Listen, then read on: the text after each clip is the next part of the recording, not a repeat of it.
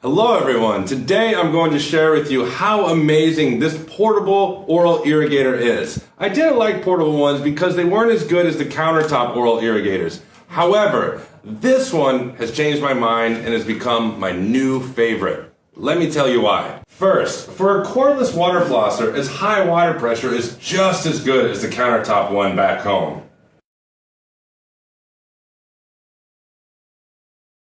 Second, this device holds 300 milliliters of water capacity during use, which saves me from doing any refills. Third, it has an innovative design. There's a gravity ball on the suction end. It can also spray water when it's inverted and wash the inside of my teeth.